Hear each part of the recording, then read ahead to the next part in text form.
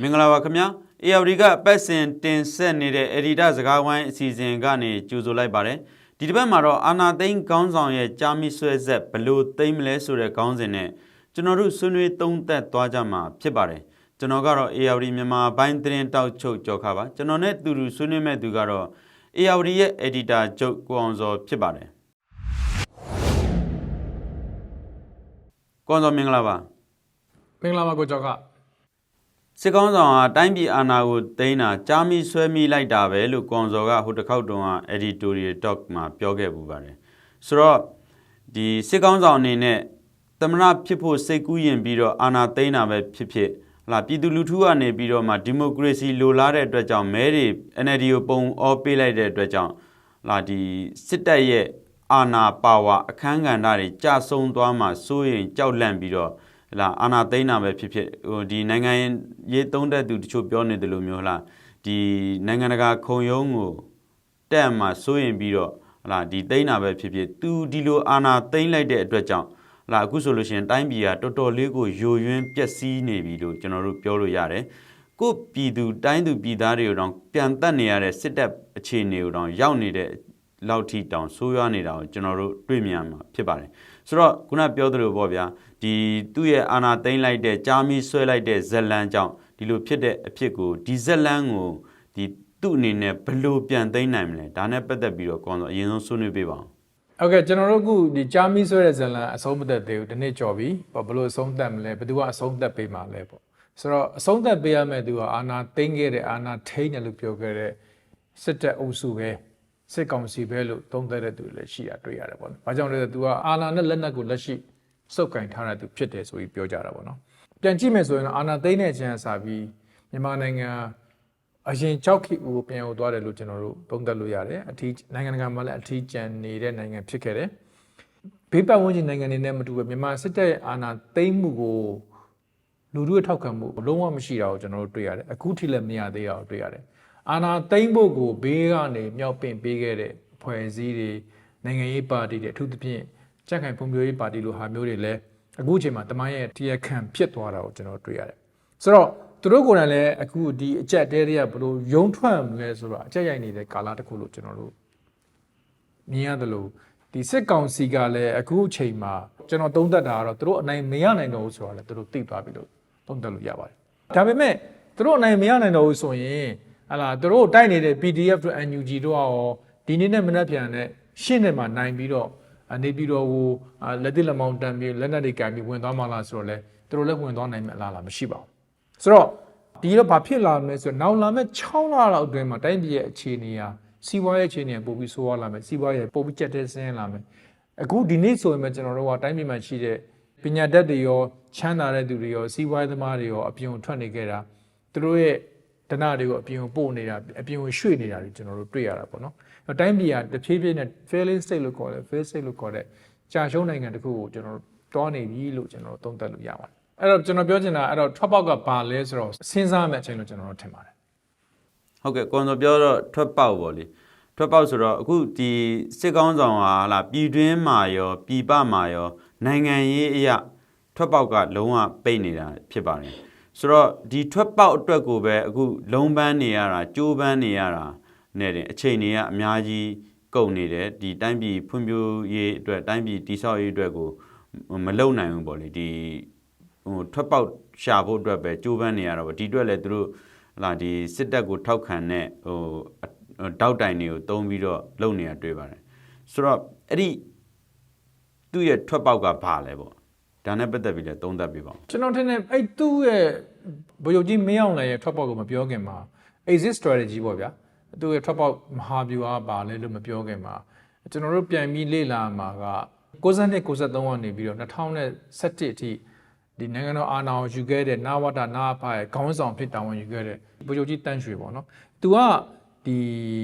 ီဗိုလ်ချုပ်ကြီးစောမောင်စီက92မှာအာဏာလွှဲပြီးနောက်ပိုင်းအချိန်မှာသူလည်းအကြက်အတဲတွေအများကြီးကြုံခဲ့တာဖြစ်တယ်ဒါပေမဲ့ तू ကအကြက်အတဲကိုကြုံတဲ့အခါမှာသူ့ရဲ့ exit strategy သူ့ရဲ့ top ပေါက်ကို तू ကရအောင်ထွက်နိုင်ခဲ့တယ်ပေါ့နော်ထွက်နိုင်ခဲ့တဲ့အခါမှာတွေးထွက်တန်ရုံမရှိအောင်သူထွက်နိုင်ခဲ့တာကိုကျွန်တော်တွေ့ရတယ်92အာဏာရပြီးနောက်ပိုင်း93မှာသူနဲ့သူ့ရဲ့စစ်ဆိုးရသည်ဒီအခြေခံဥပဒေတစ်ခုကိုရေးဆွဲဖို့စတင်ပြီးတော့သူတို့ စူးစမ်းခဲ့တယ်အဲ့ဒီအချိန်မှာပဲအင်ဒိုနီးရှားအပြင်တခြားနိုင်ငံတွေကိုလွတ်ပြီးတော့အခြေခံဥပဒေရေးဆွဲရေးကိစ္စတွေကိုသူလေ့လာခဲ့တယ်နောက်ပြီးတော့ထူးသဖြင့်အင်ဒိုနီးရှားနိုင်ငံ Reformasi RB လို့ခေါ်တဲ့ dual function လို့ခေါ်တဲ့စစ်တပ်ကနေပြီးတော့နိုင်ငံရေးစီးပွားရေးကိစ္စရပ်တွေမှာဆက်ပြီးတော့နေလို့ရတဲ့အခန့်ကဏ္ဍပါတဲ့အခြေခံဥပဒေပုံစံမျိုးသူတို့လေ့လာခဲ့တယ်မြန်မာပြည်အဲ့ပုံစံချဖို့သူတို့စူးစမ်းခဲ့တာကိုကျွန်တော်တို့တွေ့ရတယ်ပေါ့နော်ဆိုတော့တစ်ဖက်မှာလည်းအဲ့လိုကာလတွေမှာလည်းဒီနာဝတ္တနာအဖအနေနဲ့အတိုက်အခံတွေကိုလုံးဝမျက်နှာသာမပေးခဲ့တာလို့ကျွန်တော်တွေ့ခဲ့ရတာဖြစ်တယ်ဆိုတော့ဒါပေမဲ့2008မှာတော့ဒ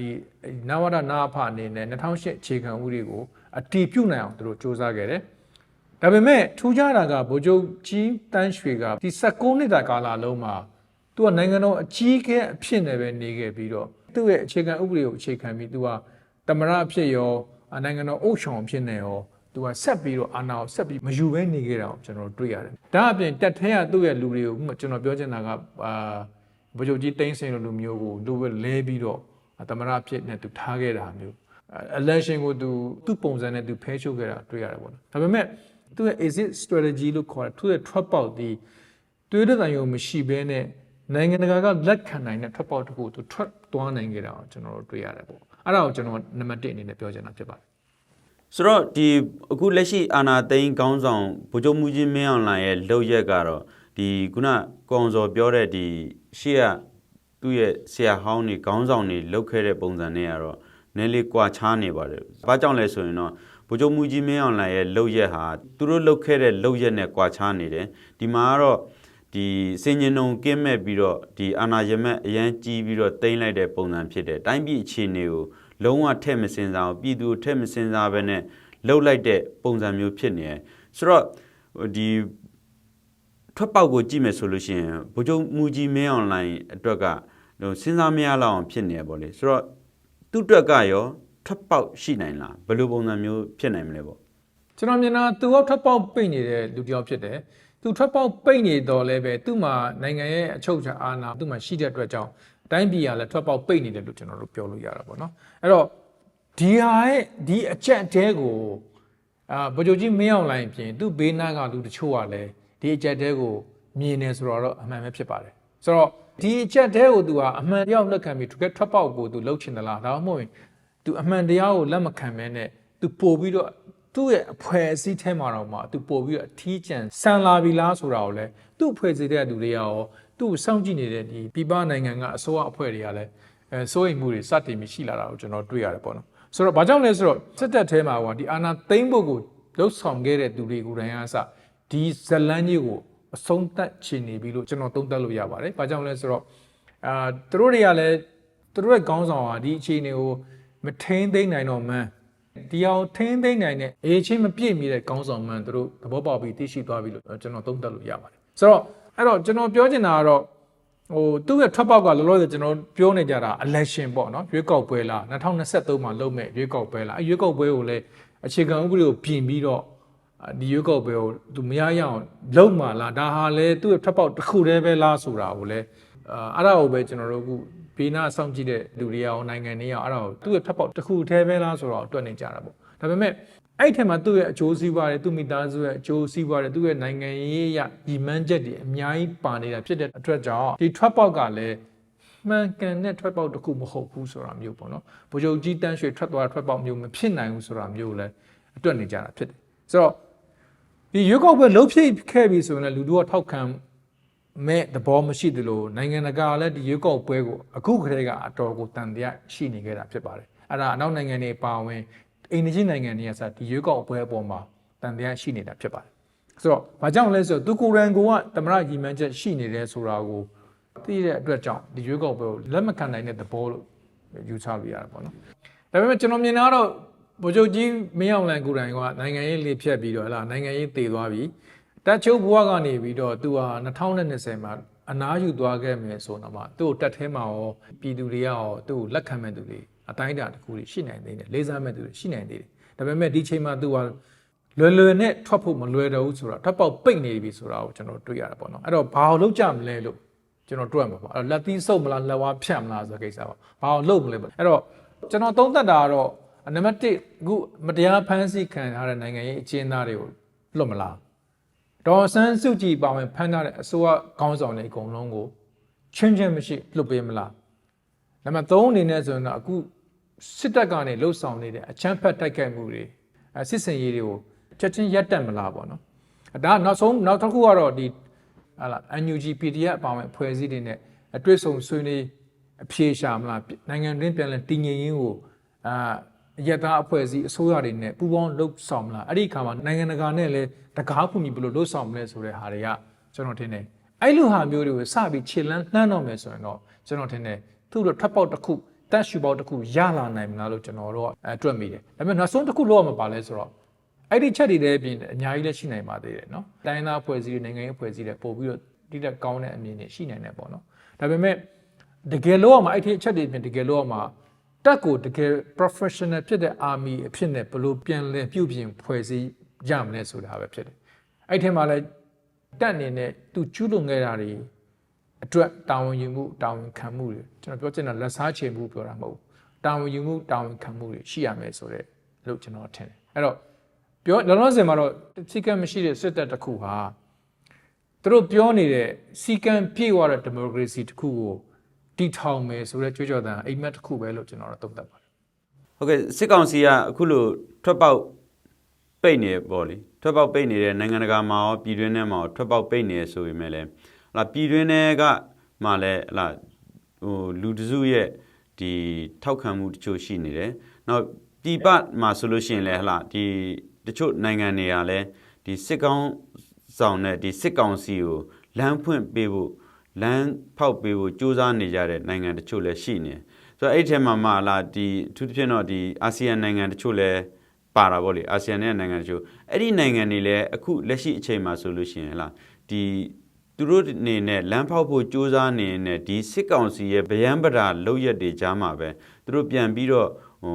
ဒုက္ခလလတွေ့နေရတာတွေရှိပါတယ်ဆိုတော့ဒီအချက်နဲ့ပတ်သက်ပြီးတော့လည်းသုံးသပ်ပေးပါအောင်ကွန်တော့ဒါတော့နောက်ဆုံးဆွေးနွေးချက်ဖြစ်မှာပေါ့နော်ကျွန်တော်ပြောချင်တာတော့မြန်မာနိုင်ငံအခုချိန်မှာထိကျနိုင်ငံဖြစ်တယ်အဲ့ဒါပေမဲ့အခုကျွန်တော်တို့မြင်တာအိန္ဒိယနိုင်ငံတွေဖြစ်တဲ့ထိုင်းအိန္ဒိယတရုတ်ကမ္ဘောဒီးယားစတဲ့နိုင်ငံတွေကအာဆီယံနိုင်ငံအချို့အနေပြီးတော့မြန်မာစစ်ကောင်စီကိုဖေးမကူညီခြင်းတဲ့သဘောထားတွေရှိနေတာတွေ့ရတယ်ပေါ့နော်ဒီထဲမှာဂျပန်လည်းပါတာကိုကျွန်တော်တွေ့ရတယ်ဆိုတော့မကြာသေးခင်ကထိုင်းရဲ့ဖြစ်ရပ်ကိုကြည့်မယ်ဆိုရင်မြန်မာစစ်တပ်ရဲ့အိန္ဒိယမဆန်တဲ့ရန်ကားမှုတွေကိုထိုင်းကနေပြီးတော့ပြန်ပြီးတုံ့ပြန်နေရတာကိုကျွန်တော်တို့တွေ့ရတာအမှန်ပဲလေဆိုတော့ဒီကိစ္စကတော့ကျွန်တော်တင်တယ်ကျွန်တော်ထပ်ပြီးတော့အခြေတွင်းဆွေးနွေးရမယ့်ကောင်းစဉ်တစ်ခုလို့ကျွန်တော်တို့ထင်ပါတယ်ဒါပေမဲ့ကျွန်တော်ချုပ်ပြီးပြောချင်တာပါလဲဆိုတော့စစ်ကောင်စီကိုဖေးမဖို့ကြိုးဆိုဖို့စီးပွားရေးလုပ်ဖို့စ조사နေတဲ့နိုင်ငံတွေတော်မှဗိုလ်ချုပ်ကြီးမင်းအောင်လှိုင်ကအနာဂတ်မရှိဘူးစစ်ကောင်စီကအနာဂတ်မရှိနိုင်ဘူးသူကရှုံးမဲ့မြင်းတကောင်မဲဆိုတာကိုကြိုတွက်ထားတဲ့အတွက်ကြောင့်